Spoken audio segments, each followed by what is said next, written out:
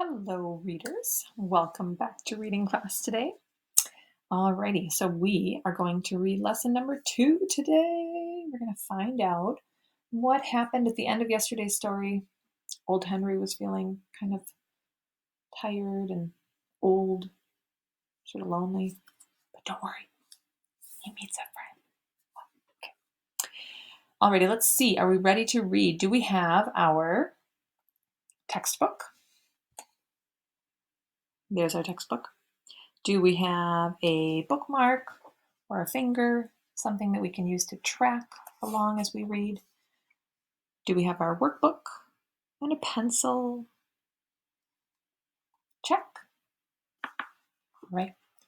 Please remember to track with your finger or a bookmark. So as I am reading, and you can't really see, but I am tracking with my finger in my teacher's book. So if you would please follow along in your book. So even though you're looking at it on the screen, I would like you also to have your textbook open and kind of be following along as I'm reading and you're following along, just like we would do in class. All right, you're going to look at each word carefully. Pay attention to end marks, making sure we pause. Take a little breath when we have those end marks, those periods and exclamation points. Enjoy the story.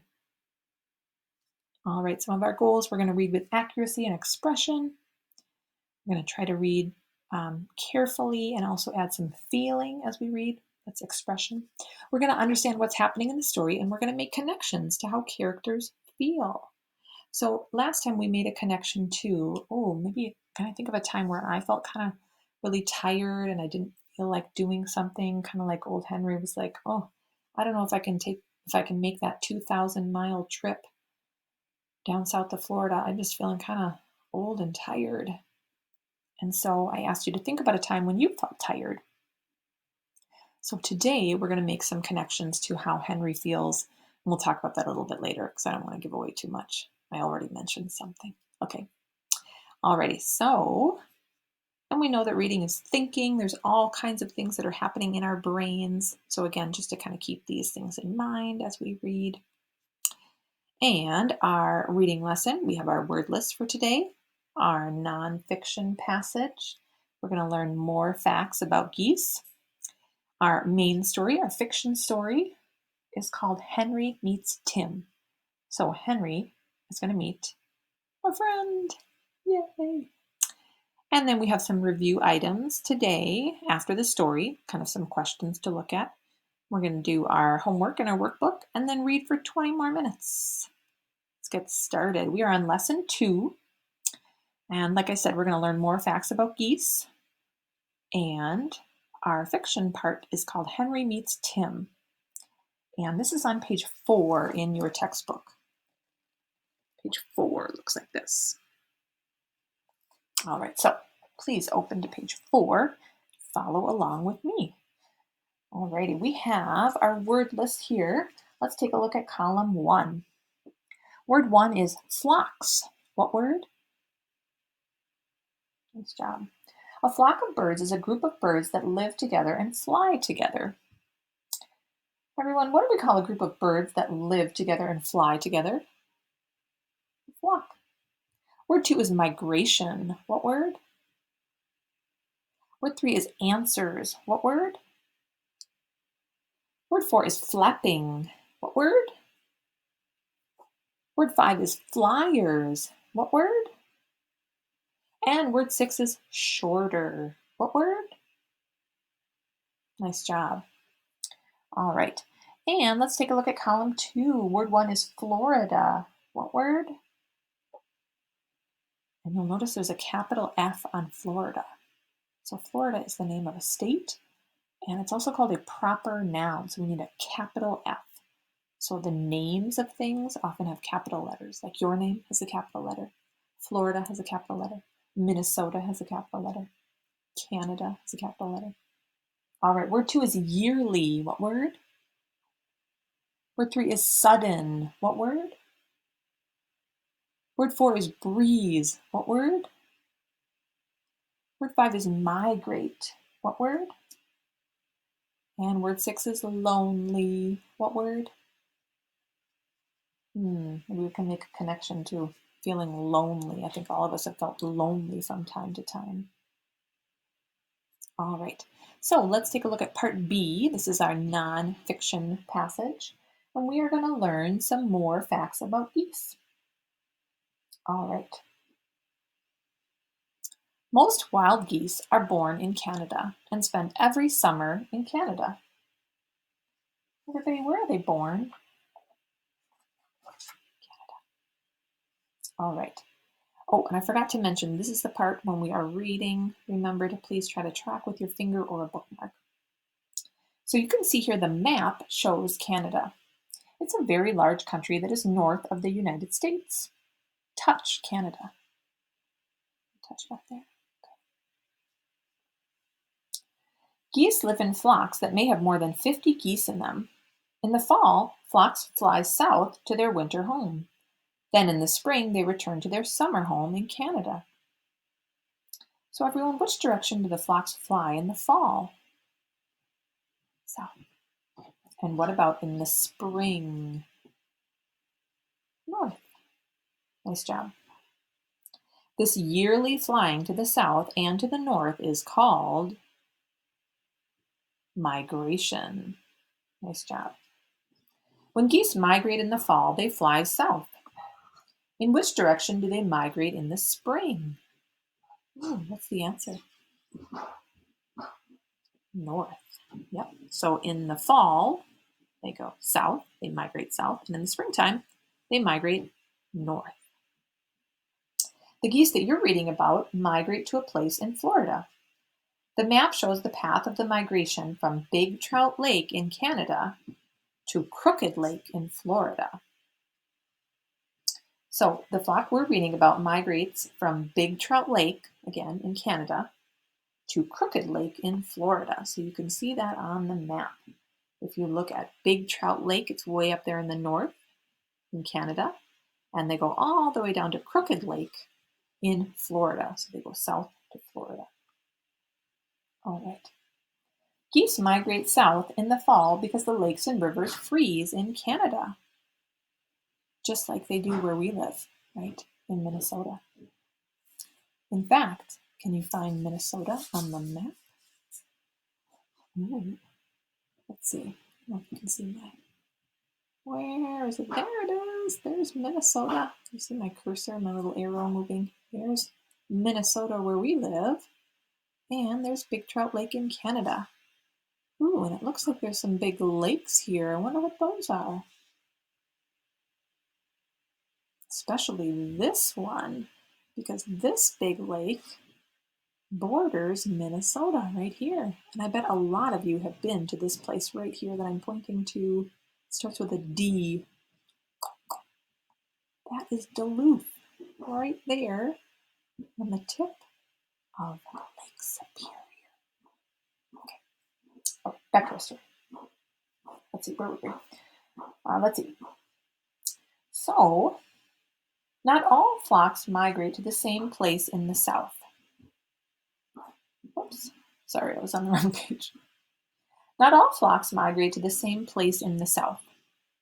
Some flocks migrate over 3,000 miles to their winter home. Some migrate only 1,000 miles. Okay, so some birds fly 1,000 miles to where they migrate in the winter. Some fly for 2,000 miles, like old Henry and his flock. Or, well, not this year. And then some migrate 3,000 miles. Wow. So, do all flocks migrate to the same place? No, they migrate to lots of different places. So you can find geese spending the winter wherever the lakes don't freeze in the winter. So would we find a lot of geese migrating to Minnesota in the winter? No, because we have frozen lakes, right? What about Mexico? Yeah, they would go there because it's nice and warm. All right, so let's go ahead and find part C in our textbook. And part C, this is our fiction part. It's called Henry Meets Tim. So this is where Henry meets a friend. Yay. All right, please follow along with me. Henry stayed in Canada while the other geese in the flock went south for the winter. It was lonely being all alone on Big Trout Lake, but Henry had felt lonely for the last 5 years. That was when his wife had died. Henry still missed her. She had been his mate since they were both 3 years old. Poor Henry, he misses his partner, he misses his mate. So they had been mates, partners, kind of like they got married when they were just 3 years old, and then they were together until she died. When did she die? 5 years ago. All right. So, and because they mated when they were 3 years old, and then for us that seems like, well, 3 years old, I'm just like a little toddler. Well, it's different for geese, but that means that every year they had baby geese and took care of them from the time they were both 3 years old until both of them were 30 years old. Wow, it's a lot of little baby geese to raise. So every year they would have a bunch of little baby geese and raise them and then let them fly off into the world. And then the next year they would have some more little baby geese. And so that was when they were 3 years old, 4 years old, 5 years old, 6 years old, all the way up until they were 30. And then Henry's wife died. So maybe we can start thinking about, oh, I've been lonely, or I've missed someone, or maybe someone in your family has passed away, and you know what that feels like to be sad and lonely. So Henry waited for winter. He spent time walking, swimming, and looking at the sky. Every now and then a flock of geese would fly by. Henry would listen to the leader as he honked directions to the other geese. The days were getting shorter and colder. Henry knew that very soon Big Trout Lake would freeze. 9 days after the others had left, old Henry saw another Canada goose walking along the shore. Old Henry could tell that it was a very young goose. It wasn't very big, and it didn't seem to know where it was going.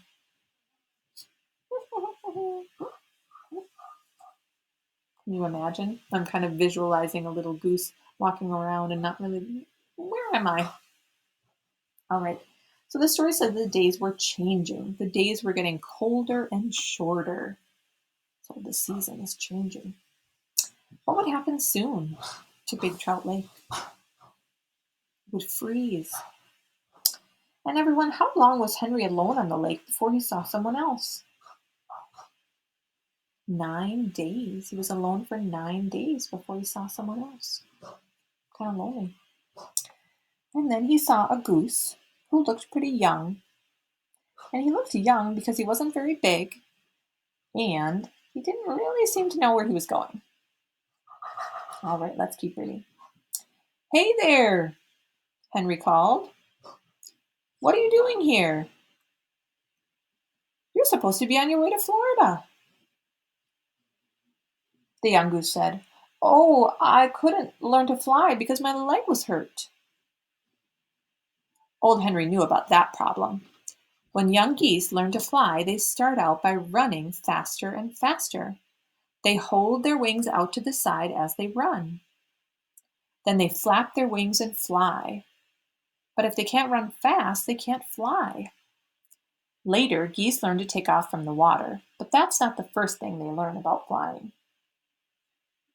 All right, so when young geese learn how to fly, they run, and they run as fast as they can. They get faster and faster. They hold their wings out to the side as they run, holding their wings out. And then they flap their wings as they're running and flapping. So if you had kind of a bad leg or a hurt leg, you couldn't run very fast. And they have to be able to run fast first before flapping and kind of being able to take off into the air. Well, Henry said, if you don't have anything better to do, swim out here and join me. I would be glad to have your company. All right. So I'm glad Henry has a buddy now. Now he has met someone, and did it tell us his name, the name of the goose? I think we can, or do we just know by the title of the story?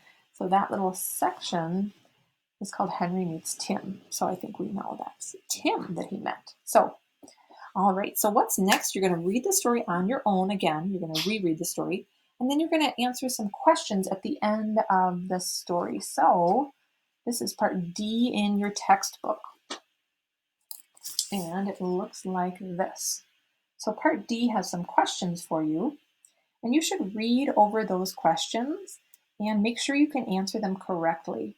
If you can't, you probably want to go back and look in the story, look in the text and find some text evidence. Find out what happened in the story and where so that you can answer the questions correctly. You don't need to write these questions down, but you should be able to read them and answer them. So, for example, number 1 says, what's the name of geese that are gray and black and white? And we know that those geese are called Canada geese. The next one, number 2, what's the name of geese that are all white? Snow geese, right? Okay, so you're going to read these questions, and then you're going to go ahead and check those questions down below in your assignment. And I have kind of a little answer key. It has the answers so that after you read over those questions, you can check right away to see if you were correct. And it's really good for our brains to try to answer a question and then check right away. Was I correct? Or was I kind of confused? And then you can go back and read and find the correct answer. All right, so you're going to reread the story. You're going to answer the questions at the end of the story. And you can either answer them in your mind, you can write them on paper or whiteboard if you'd like. And then you're going to complete your workbook.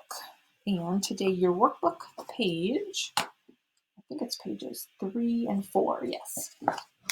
So in your workbook, it looks like this. And you're going to complete pages 3 and 4. And then you're going to submit a photo.